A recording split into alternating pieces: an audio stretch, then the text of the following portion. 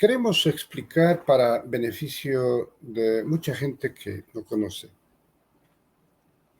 de dónde viene el candidato segundo finalista. No vayan a pensar que es nuevito. Es joven, pero no es nuevo. Él se inscribió por una coalición denominada Alianza Democrática Nacional, el ADN, el ADN de los empresarios. Este ADN es la alianza del partido número 4, que se llama Ecuatoriano Unido, de propiedad, porque así funcionan los politiqueros, de propiedad del señor Edwin Moreno Garcés, quien a su vez invitó a formar esta coalición a un movimiento denominado PID, de su primo don Arturo Moreno. Todo queda en familia. Y la alianza es con Mover. ¿Qué es esto de mover? No es más que la consumación de aquel despojo que hicieran los traidores encabezados por el pirata mayor de lo que fue Revolución Ciudadana en su primera etapa, Alianza País Lista 35. Esa lista 35, yo no sé si por tratar de confundir al electorado, le cambiaron el nombre, ya no se llama Alianza País, se llama Mover, pero pertenece al traidor. Es decir, consolidan esta alianza democrática nacional que auspicia al segundo finalista los intereses muy particulares de la familia Moreno Garcés. Es bueno que se sepa esto para definir a qué intereses representa.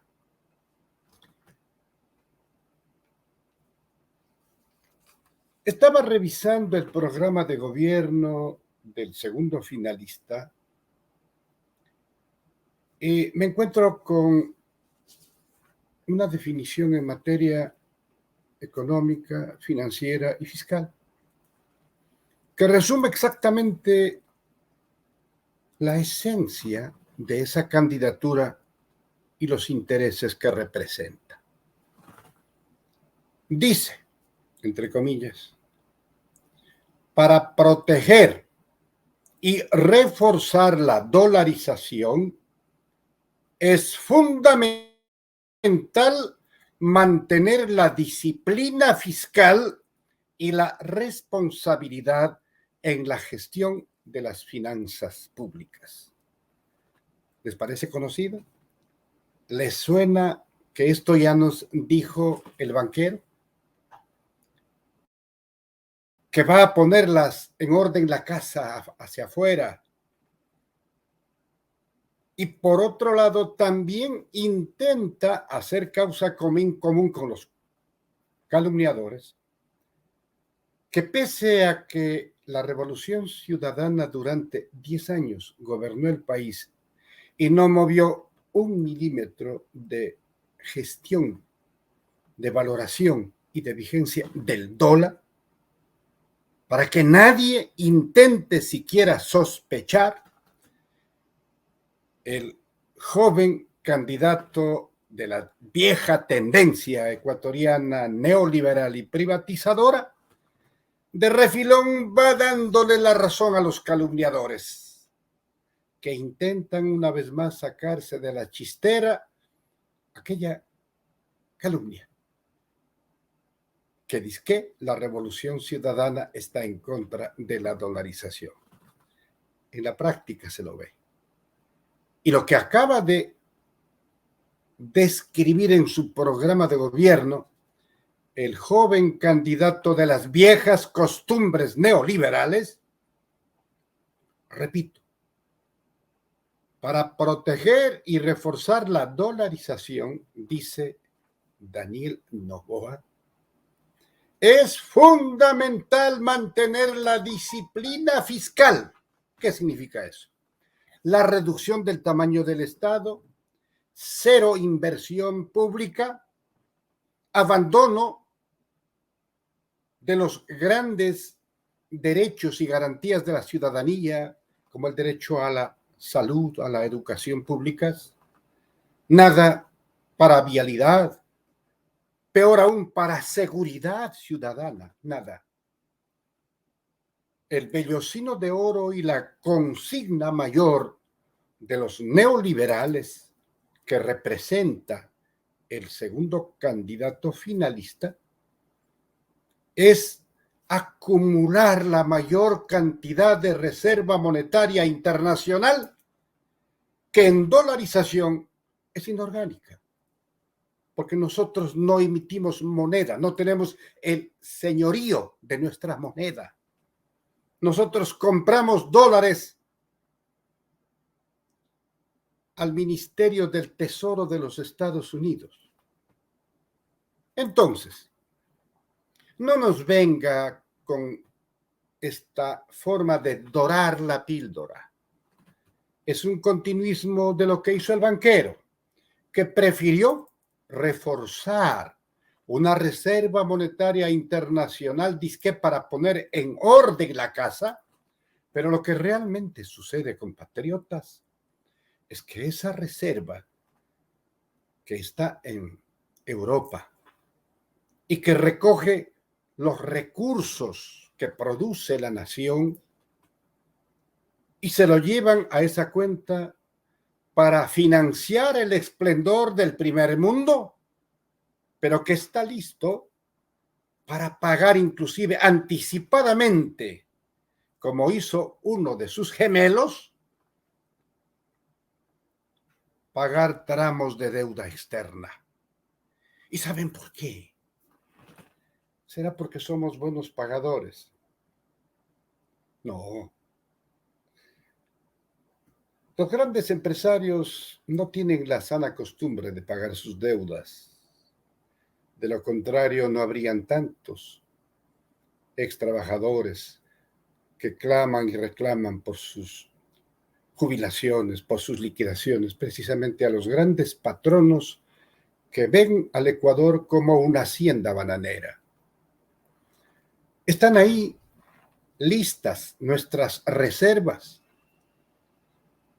en un banco europeo de Suiza para pagar la deuda externa, porque ellos, los que tienen recursos en paraísos fiscales, los banqueros, los grandes grupos económicos, no Juan Piguave, son tenedores de papeles de nuestra deuda y de los bonos. Y para ellos la actividad especulativa primaria es el pago puntual y al 100% y con premio de esos papeles de la deuda externa. No me vengan con que les importa el destino del país. Yo les hago una simple pregunta. ¿Habrá un padre de familia que prefiera depositar en la cuenta, hasta por vanidad, en un banco, por ejemplo, el 13º sueldo de diciembre, deposita en el banco para mostrarse a los amigos como ahorrativo y no les dé ni un caramelo a sus hijos por Navidad? ¿Haría eso alguien, una persona en sano y entero juicio? Eso hacen los neoliberales que intentan perpetuarse en el poder con esta variable rejuvenecida, pero del viejo país explotador, que lo único que le importa es hacer de la patria buenos negocios. Hay resultados que van aclarando el panorama en la integración de la nueva Asamblea Nacional. Una vez más, la Revolución Ciudadana es la primera bancada por sobre 52 o 53 asambleístas. Hay otras que lo siguen, Volverá a convertirse esa asamblea en el gran mercado de las ambiciones de los pequeños grupitos que llegan con uno o dos asambleístas dedicados a hacer también negocios. Esto lo hicieron intencionalmente, malintencionadamente, las huestes del traidor, que hoy auspician la candidatura del segundo finalista. Y lo hicieron para afectar, para acabar con el correísmo, para que no tenga una mayoría consistente en la Asamblea, aplicando el método de Hunt, y reformaron el Código de la Democracia para aplicar el método de Webster, que vuelve ingobernable la Asamblea, que crea pequeños movimientos y parcelas de uno y hasta dos integrantes dispuestos a jugarse en ese gran mercado por los votos. Y esto es realmente un retroceso en el avance de la cultura democrática del país. Es un debilitamiento de las instituciones y lo hicieron intencionalmente, ¿qué? Para acabar con el correísmo. Y el correísmo les ganó olímpicamente en 14 provincias del país y estamos en la segunda vuelta con doña Luisa González Alcíbar, oriunda de Manabí, y Andrés Arauz, un verdadero académico, estadista, experto en las ciencias públicas de la administración del Estado. ¡Qué lujo! Queremos saludar al querido compañero, compatriota Ramón Méndez Rivas, que terminó su inteligente alocución y su frontal reclamación hace unos momentos con un mensaje que nos preocupa hondamente. Los hermanos migrantes en el año 2022 enviaron a su patria 4.500 millones de dólares en generosas remesas, fruto de su trabajo. Y en los Estados Unidos les toca hacer el trabajo más duro, más difícil, en condiciones muy, muy peligrosas. Y ni eso reconocen. Y les camotean una pequeña inversión para habilitar los centros de votación para que concurran a esos grandes centros de acumulación y presencia de hermanos y hermanas ecuatorianas. Yo estuve alguna vez en uno de esos desfiles de agosto en Nueva York y fuimos al parque de Flushing y ahí nos encontramos con miles de compatriotas, hombres y mujeres. Ellos, con su trabajo, nos enviaron 4.500 millones de dólares el año pasado. En este año se incrementará esa cantidad porque por la selva de Darién, de 4 que van, 2 quedan enterrados en esa selva inhóspita. Y los 2 que llegan, en cuanto lo hacen, nunca se olvidan ni de su familia ni de su patria y nos envían sus generosas remesas. Solo por ese pequeño detalle, pequeño gran detalle, que es distinta a la conducta de los grandes empresarios interesados en bajarse el impuesto a la salida de divisas para llevarse la plata que se produce en el Ecuador con el esfuerzo de obreros ecuatorianos a los paraísos fiscales. Esa es la diferencia. Y esos intereses son los que representa el jovencito que levanta la bandera de la vieja politiquería de la derecha. Es lógico el reclamo, es justo. con la exclusión de tantos votos que no pudieron depositarse telemáticamente, de hecho que existe la necesidad de repetir esas elecciones. Es ni más ni menos que lo que ha ocurrido en algunos procesos electorales, en algún cantón donde se levantaban algunas personas, se llevaban las urnas, creaban una situación de confusión y las autoridades electorales muy serenamente recogían el material destruido, sellaban el proceso y convocaban para la próxima semana. Acá sucede algo parecido. Hay una afectación al sistema virtual para el voto telemático. Hay gente que estuvo desde la primera hora y estuvieron hasta el último momento sin poder ejercer su derecho al voto. Y esa es una violación de un derecho fundamental, el derecho a elegir y ser elegidos. Invocamos para que ese Consejo Nacional Electoral revise sus decisiones y permita que la democracia, esta democracia debilitada por tanta ofensiva intencional de esa cuadrilla demoledora de la patria, de alguna manera se garantice el voto de los hermanos de las circunscripciones del exterior.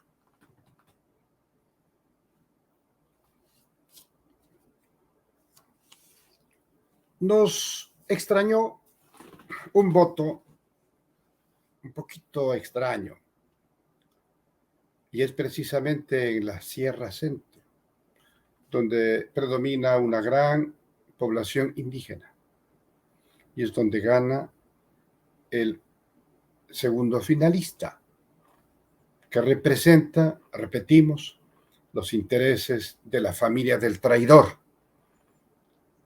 primos, hermanos, toda la sagrada familia, entre comillas. Y es realmente extraño que justo en esas provincias, Cotopaxi, Tungurahua, Chimborazo, Bolívar, haya triunfado esa tendencia de la derecha más recalcitrante, siendo como es una población eminentemente indígena. ¿Qué sucedió?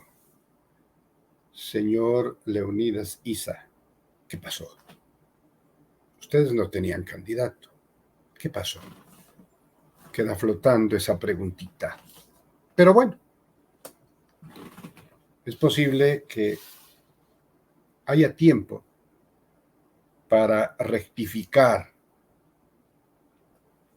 porque una patria como la nuestra, en pleno proceso de destrucción intencional, no se arregla con una fundita de arroz, con un litrito de aceite, no. Esas dádivas después las cobran multiplicado por 1000. Esas dádivas providenciales, esa bendita caridad humilla y desmerece a quienes son dueños de algo fundamental, su voluntad y su voto, para darle a la patria un destino distinto al que vivimos. Y eso, señores del Consejo Nacional Electoral, que lo hicieron a vista y presencia de todos y que ustedes no vieron, es una infracción electoral. Pero en este país de Macondo, que clama por un cambio total, aún ocurre. Y vamos a afrontar esta segunda vuelta con serenidad, con mucha paciencia. Nosotros tenemos muchas razones para estar contentos. Nos fue muy bien. Ganamos en todas las regiones, en 14 provincias del país. Tenemos la satisfacción de haber triunfado en 2 provincias amazónicas, en todas las provincias del litoral y en la mayor parte de provincias interandinas. Es decir, somos una presencia política a nivel nacional. Vamos a hacer una campaña de propuestas, de alegría, de optimismo. Tenemos un binomio que armoniza en forma tan legal y ética una dama nacida en la entraña de una militancia consecuente, triunfalista, revolucionaria y progresista, capaz de convocar diferentes sectores del país. Lo que sí es evidente, el odio perdió terreno y los que quedan son fruto de un duelo nacional. Que nadie intente recoger aquello que se concentra en una frase milenaria: el que siembra vientos cosecha tempestades. Y queridos televidentes y oyentes, permítanme culminar esta alocución de martes con la lectura de un artículo de mi modesta autoría que titula El fruto del árbol envenenado. Esto a propósito de la decisión, la resolución de la justicia brasileña al más alto nivel, que declaró nulas todas las pruebas que sustentaban los procesos de Odebrecht, entre ellos el que instauraron en contra de nuestro querido ex vicepresidente Jorge Glass Espinel. El fruto del árbol envenenado.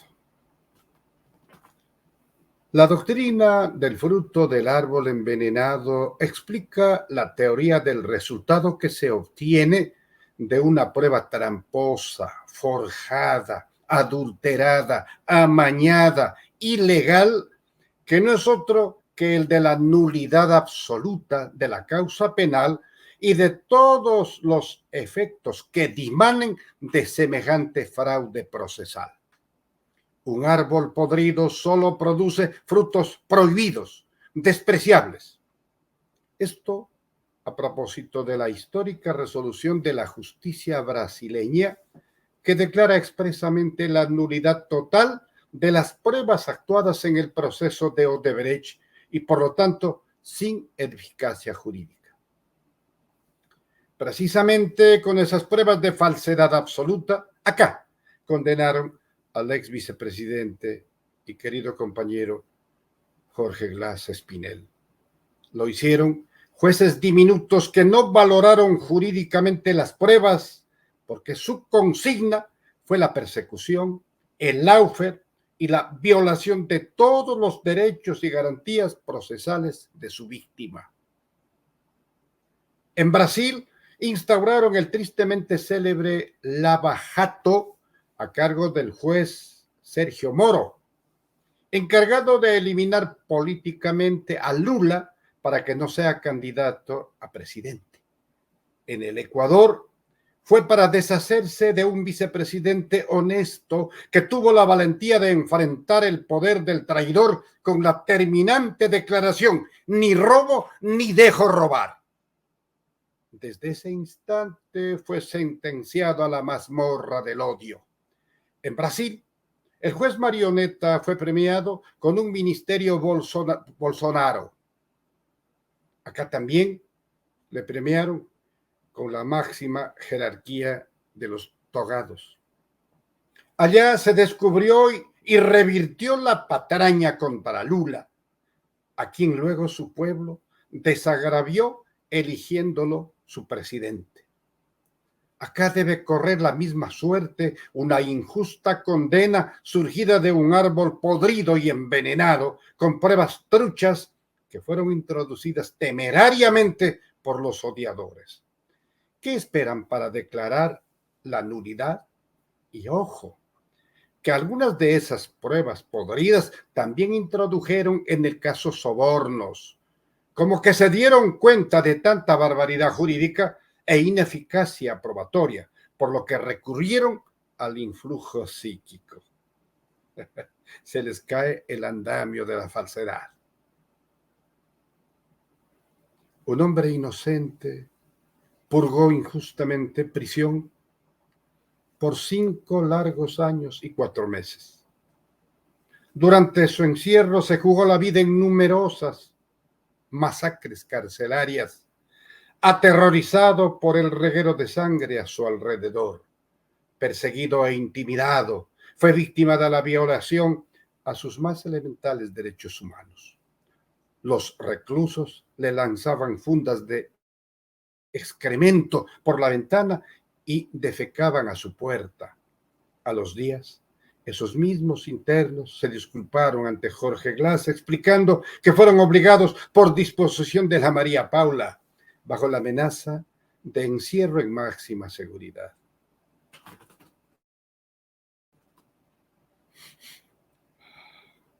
Glass cumplió en demasía todos los requisitos legales para su prelibertad, de la que le privaron, comenzando por juzgarle con un código derogado, con tal de aplicarle la condena de más de 5 años para que no tenga derecho a la suspensión de la pena prevista en el código actual, porque cambiaron dolosamente el tipo penal de inexistente cohecho al de asociación ilícita.